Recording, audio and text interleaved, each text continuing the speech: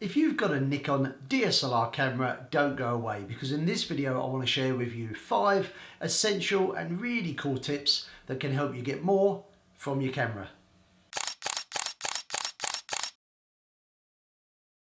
Hi, Paul here from Photogenius. Now this channel is all about photography, photography tips, photography tutorials and occasionally product reviews. I want to show you how you can get more from your camera and take better photos. So if you're new to this channel, please consider subscribing. There should be a link in the bottom corner of the video here. Now this video is all about Nikon DSLR cameras. So if you've got a Nikon DSLR camera, keep watching. I've got 5 really cool and essential tips to help you get even more from your camera. I'm going to be featuring a Nikon D3400, but don't go away if you've got a different model, because what I'm going to show you in this video would apply to just about any of the recent Nikon digital SLR cameras. Now for my first tip, let's talk about black and white. I generally shoot colour, but I absolutely love black and white photography as well. It gives images a certain timeless quality, and also the way you perceive an image in black and white compared to colour is completely different.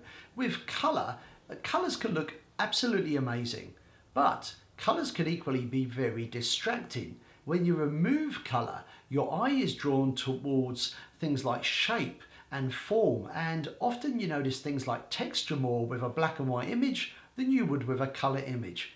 Here's a couple of images that are in colour, and if we compare them with the black and white versions, I think personally the black and white versions work better. Now of course you may not agree, and that is fine. Photography, like any art form, is subjective, so what you might like is maybe not what I like. But I think black and white photography is amazing, and you can set your camera up very easily so that it shoots in black and white. Now of course you can convert your colour images into black and white later. That's not a problem using things like Lightroom or maybe Photoshop, but shooting black and white with your camera is extremely easy.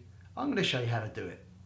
To take black and white photos on your Nikon is easy. Press the menu button, select the shooting menu, over to the right and down to picture control.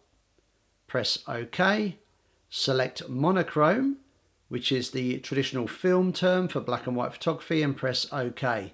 Now we are set up to record black and white. A nice feature of the Nikons is if you press the live view button, you will see the live view preview is also shown in black and white. Now next we're going to talk about the quiet mode. Now if I grab this camera and just take a random photo, I'm pointing the camera out of my office window, I press the shutter button and you'll hear a beep. The beep is the camera letting me know that it has successfully focused on a subject. Personally, I quite like the beep. The second sound after the beep is the shutter opening and closing, and with a camera like this, that noise is pretty much unavoidable. Now, noisy cameras can be irritating to other people around me, and of course it can draw attention to me, and sometimes I don't want that. Now what's cool is Nikon have a quiet mode built into the camera. To find this, all you do is press the release button on the back of your camera, change S to Q for quiet and press OK. The camera will now turn the beep off and the shutter is significantly quieter. So this is a pretty neat mode. Now my next tip is about back button focus, which is a feature particularly popular with sports photographers and wildlife photographers, and generally people that shoot a lot of moving subjects. Now when I'm taking a picture of a subject, as you probably know, to focus on the subject, you press the shutter button halfway down. Camera focuses, no problem at all. Now back button focus allows me to set up a button on the back of the camera as an alternative way of getting the camera to focus. I'm going to show you how to do it in a moment. Now all I need to do now is point the camera at the subject, press the back button to focus, and I can now press the shutter button all the way down to take a picture. So a lot of sports photographers prefer to focus using the back button, follow the subject around and then press the shutter button all the way down when they want to take the picture. This mode particularly works really well in conjunction with a focus mode called autofocus continuous. I featured this in another video. I'll put a link up here for you to check out. Now to turn on back button focus is very easy. I'm going to show you how to do it. To set back button focus, we press the menu button, we go to the setup menu, over to buttons and press OK. You then go to assign auto exposure lock, autofocus lock, and select autofocus on. Press OK, and the back button now will focus.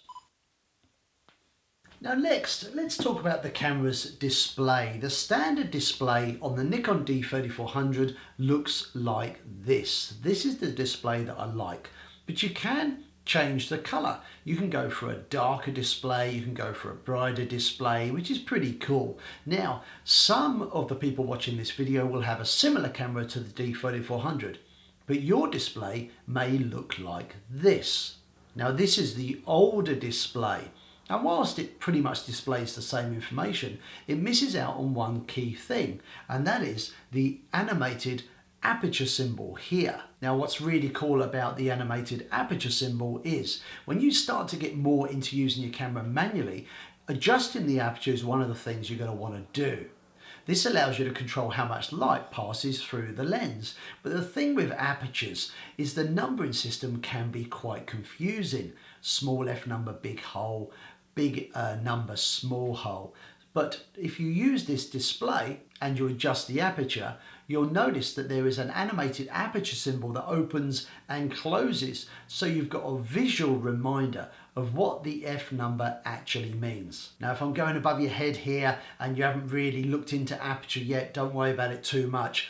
I've featured this in other videos. I'll put a link up here so you can check it out. But it is cool to know that you can change the display. So let's look at this.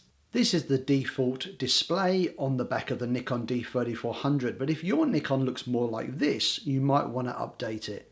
To do this, you go to Menu, select the Setup menu, over to Info Display Format, and select the bottom option if you're using the camera manually. Press over to the right, and you can change the display. These are the classic displays, or the more modern look, which is at the bottom here. Press OK, and your screen will now be updated. There are several different versions available, so if you don't like the grey, you could try blue or even black. Now, to wrap up this video, my final tip is about getting pictures off the camera onto the computer.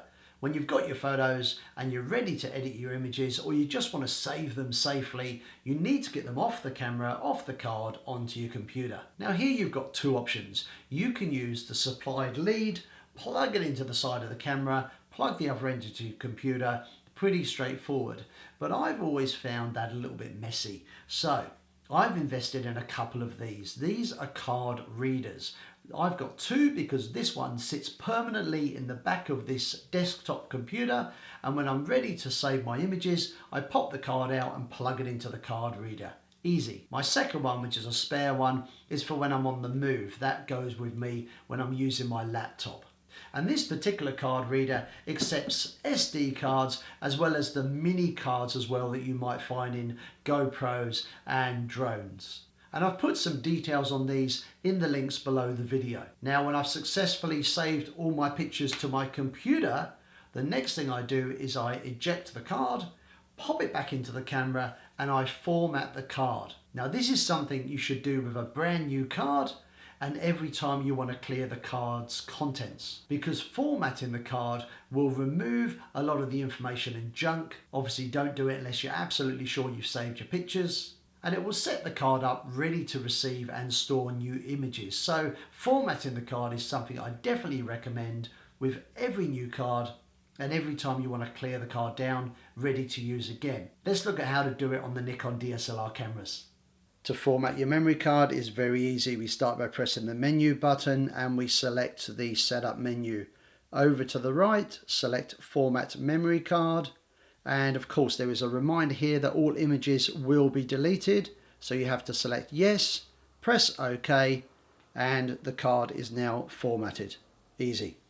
So I hope you've enjoyed this video and you've picked up some great tips on how to get more from your Nikon DSLR camera. If you've got questions, comments or suggestions, you can leave them down below, and that is where you'll also find links to my Instagram, Facebook, as well as information on the card reader that I featured earlier in the video. If you've enjoyed this video, please give me a thumbs up, consider subscribing to my channel, and I hope to see you sometime soon. See ya!